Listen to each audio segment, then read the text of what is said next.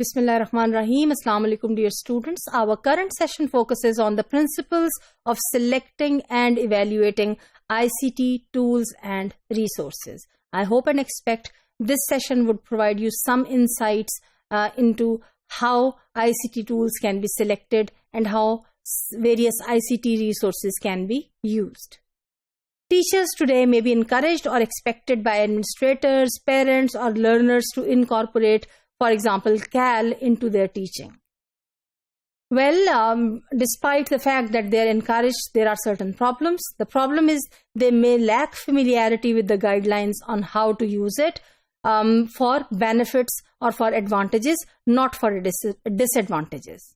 Or they may find the number and variety among the tools too great to make a sense of, how to select, how to make a choice is a problem for them.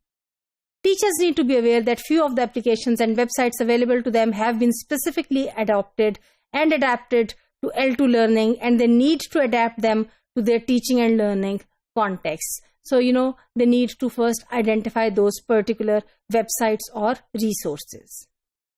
Chappell and Jamieson 2008 mentioned that there are three basic assumptions about the language classroom.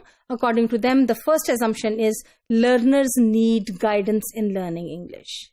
There are many styles of English language that is used for many different purposes. This is the second assumption. And thirdly, teachers should provide guidance by selecting appropriate language, by structuring language activities that would suit, the teaching learning process in their context. Now, what is important? Toundrow and Wellens 2004 assert that IT in language learning needs to be integrated into a meaningful task that involves multifaceted use of the target language. Here, two aspects are important. One, ITC, wheresoever it is used in language teaching, it should be used for meaningful purposes, for meaningful tasks, because it is only then that the learners would learn language through these resources in the real sense. Secondly, it should involve multifaceted use. It should not restrict itself to, for example, one particular skill or the teaching and learning of one particular element or aspect of language. The underlining premise is that the best use of IT aims to provide language learners with enriching and diverse experiences in the classroom, and these experiences have to come from various contexts of the world. Toundrow and Wellens 2004 list, in fact, 10 characteristics of IT that add value to the language learning and to the language learning do's of, how it should be done. They add when it comes to the IT context. Number one, make possible activities that could not be done as easily or at all in the print-based form. So, if some kind of activity can be carried out in the print form, what is the point of using IT for that? Secondly, allow the integration of the digital media.